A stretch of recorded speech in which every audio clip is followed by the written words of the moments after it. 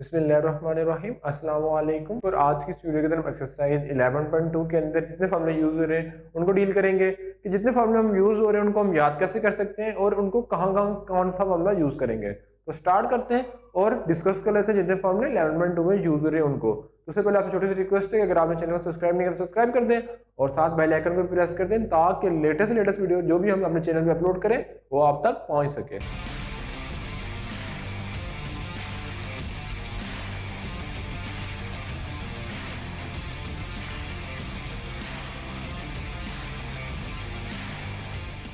तो बेसिकली अगर बात की तो 11.2 के अंदर हम फॉर्मूले की बात करें तो ट्रिग्नोमेट्री के 3 फंक्शन के फॉर्मूले यूज हो रहे हैं, साइन के, कॉस के एंड टेन के। तो तरतीब वाइज हम देखते हैं कौन सा फॉर्मूला कहाँ यूज होता है और क्यों यूज हो रहा है। ठीक है, तो सबसे पहले हम आ जाते हैं लॉ ऑफ कोसाइन को, जिसको हमने प्रूफ पढ़ा था। ठीक है, तो सबसे पहले हम डील करते हैं लॉ ऑफ कोसाइन को कि लॉ ऑफ कोसाइन क्या होता है। तो लॉ ऑफ कोसाइन के हम 3 फॉर्मूले पढ़े थे जिनको हम देख लेते हैं। तो सबसे पहले हमने फॉर्मूला पढ़ा था जिसका हमने प्रूफ भी किया था कि ए का स्क्वायर, यानी जब ए का स्क्वायर मौजूद होगा तो उसके ए की रिस्पेक्ट से एंगल क्या बनता है, अल्फा, वो आगे आ जाएगा। इज इक्वल टू, जो दूसरी साइड हम प्लस में आएंगे, प्लस सी का स्क्वायर माइनस इन दोनों साइड को 2bc कॉस ऑफ अल्फा, यानी जब ए का स्क्वायर आएगा तो आगे क्या आ जाएगा, अल्फा, बी का स्क्वायर होता तो बीटा, सी का स्क्वायर होता तो गेमा। यानी जब इस साइड मतलब कि लेफ्ट हैंड साइड पे होगा ए तो उधर अल्फा, उसकी रिस्पेक्ट से एंगल आर होगा। लेट्स सपोज अगर यहाँ पे बी होता तो यहाँ पे क्या आता है, बीटा, और यहाँ पे क्या आता है, इसके अलावा जो दो साइड रह गई हैं, ए का स्क्वायर प्लस सी का स्क्वायर माइनस यहाँ पे भी क्या आता है 2a and C cos of beta. ठीक है, इस तरह अगर हम सी वाले पे आए तो सी की रिस्पेक्ट से ऑपोजिट साइड क्या हो जाएगी, गेमा, और ऑपोजिट साइड जो हमें गिवन नहीं है वो कौन कौन सी बनती है, ए का स्क्वायर प्लस बी का स्क्वायर, तो यहाँ पे क्या आ जाएगा 2ab कॉस ऑफ गेमा। तो सबसे पहले हमने लॉ ऑफ कोसाइन को डील किया था। अब नेक्स्ट पे चलते हैं, तो हमारे पास नेक्स्ट क्या था, लॉ ऑफ साइन। ठीक है, तो 11.2 के अंदर हमने लॉ ऑफ साइन को पढ़ा था। अब लॉ ऑफ साइन का क्या फॉर्मूला था, तो लॉ ऑफ साइन की एक ही प्रॉपर्टी थी जो हर फॉर्मूले के अंदर यूज हो रही थी कि a divided by sine of alpha, जब a होगा तो उसकी रिस्पेक्ट से एंगल क्या आ रहा है, अल्फा, b होगा तो उसकी रिस्पेक्ट से एंगल क्या आ रहा है, बीटा, c होगा तो उसकी रिस्पेक्ट से एंगल क्या आ रहा है, गेमा। ठीक है, ये हमने पढ़ा था। उसके बाद हम बात करते हैं लास्ट में लॉ ऑफ टेन की। अब लॉ ऑफ टेंजेंट के लिए हमने क्या पढ़ा था, तो लॉ ऑफ टेंजेंट के पढ़ा था हमने a plus B divided by a minus B is equal to, अब a के लिए एंगल क्या होगा, अल्फा, और b के लिए बीटा, तो यहाँ पे आ जाएगा tan alpha plus beta divided by 2 and tan alpha minus beta divided by 2, ये आ जाएगा। तो अगर हम बात करें a plus C divided by a minus C की, तो क्या आ जाएगा, tan, पहले a आ रहा है तो इसकी रिस्पेक्ट से एंगल अल्फा प्लस गेमा divided by 2 and tan alpha minus गेमा डिवाइडेड बाय 2, ये फॉर्मूला यूज किए थे। इसकी रिस्पेक्ट से फॉर्मूला आपने खुद लिख लेना है। उसके बाद हमने हाफ एंगल का फॉर्मूला पढ़ा था। तो हाफ एंगल के फॉर्मूले से पहले हमने एक नया फॉर्मूला पढ़ा था जो क्या था, जो तीनों के अंदर यूज हो रहा था। क्या फॉर्मूला था वो, यहाँ पे मैं लिख लेता हूं। तो फॉर्मूला हमारे पास आ रहा था कि s is equal to a plus B plus C is divided by 2, mean s किसी को लगता है कि sum of our side divided by 2। उसके बाद हमने हाफ एंगल के फॉर्मूले पढ़े थे। ठीक है, तो मैं यहाँ पे हाफ एंगल ऑफ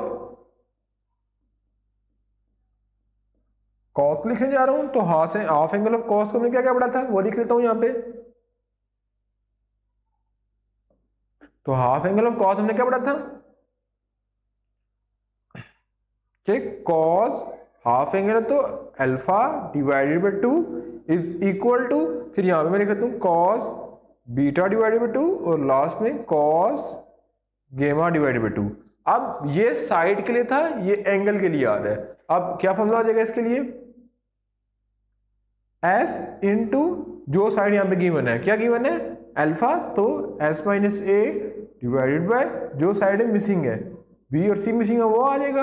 अगर इसकी बात करूं तो b की साइड कौन सी बनती है, बीटा, तो आ जाएगा s into S minus B divided by missing side a और c, इसमें भी सेम टू सेम सिचुएशन लग जाएगी, s into S minus C divided by A B.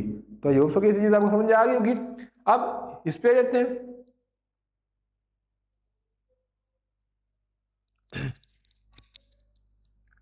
अब यहां पे मैंने पढ़ा था हाफ एंगल ऑफ साइन की बात करें तो हमने कौन कौन से फॉर्मूला पढ़े थे उनको लिख लेता हूं यहां पे। तो मैंने पढ़ा था साइन अल्फा बाय 2 के लिए क्या फॉर्मूला पढ़ा था, फिर साइन बीटा बाय 2 के लिए, फिर साइन गेमा बाय 2 के लिए। तो साइन अल्फा बाय 2 के लिए हमने क्या पढ़ा था, जो साइडिंग मिसिंग है, क्या क्या मिस है, बी और सी। अल्फा अल्फा की रिस्पेक्ट से क्या बन रहा है ए, बीटा बीटा की रिस्पेक्ट से क्या बन रहा है बी, गेमा गेमा की रिस्पेक्ट से क्या बन रहा है सी। तो इसमें जो साइड गिवन थी उसी को आगे लेके जाते, इसमें जो साइड गिवन है उसके अलावा अल्फा अल्फा के अलावा क्या बनता है S minus B and S minus C divided by B C. उसके बाद S minus A S minus C divided by A C and last में S minus A S minus B divided by A B. तो योग सो के भी आपको समझ आ गई होगी। उसके बाद हम मूव करते हैं लास्ट वाले की तरफ।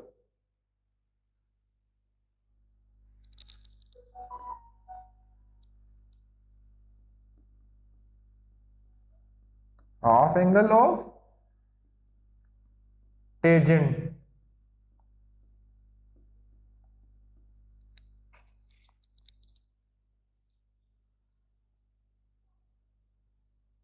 तो हाफ एंगल ऑफ टेंजेंट हमने क्या पढ़ा था कि tan अल्फा बाय 2 क्या करते थे कि साइन अल्फा बाय 2 और कॉस अल्फा बाय 2 को डिवाइड कर देते थे। तो हमारे पास क्या बन जाएगा s into sorry s minus B S minus C divided by S into S minus A. ठीक है, उस तरह tan बीटा बाय 2 के लिए क्या बन जाएगा S minus A S minus C divided by S into S minus B. फिर tan गेमा बाय 2 के लिए क्या बन जाएगा S minus A S minus B divided by S into S minus A. तो बेसिकली ये हम फॉर्मूला यूज कर लेते थे। उसके बाद हम देखते हैं कि ये फॉर्मूला कहाँ कहाँ पे कौन सा फॉर्मूला यूज हो रहा है। ठीक है, तो जब हमारे पास क्वेश्चन के अंदर 3 साइड गिवन हो, ठीक है सॉरी 2 साइड गिवन हो और एक एंगल गिवन हो, तो हम ये साइड फाइंड करेंगे।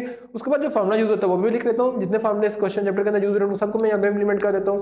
तो एक फॉर्मूला फर्दर यूज हो जाता है जिसको मैं यहाँ पे लिख लेता हूँ। ठीक है, अब वो फॉर्मूला क्या था कि अल्फा प्लस बीटा प्लस गेमा इज इक्वल टू 180 डिग्री, यानी सप्लीमेंट्री यूनिटी कंडीशन को यूज करेंगे। ठीक है, एक ही यूज होता था, उसके अलावा भी फॉर्मूला यूज होता है। उसके अलावा हमारे पास आता था कि एक्यूट एंगल और ऑब्ट्यूज एंगल, वो आपको बताना चाहिए। फिर सम का फॉर्मूला मैंने लिख लिया, वो आपको पता चल गया। ठीक है, तो बेसिकली ये सारे के सारे फॉर्मूले हम एक्सरसाइज 11.2 में यूज करेंगे। तो अगर आपको वीडियो पसंद आए तो चैनल को सब्सक्राइब कर दें और ज्यादा से ज्यादा शेयर करें दोस्तों के साथ, ताकि आपके दोस्त भी इससे मुस्तफीद हो सकें। तो इंशाल्लाह मिलेंगे नेक्स्ट वीडियो में, तब तक अल्लाह ने के बाद।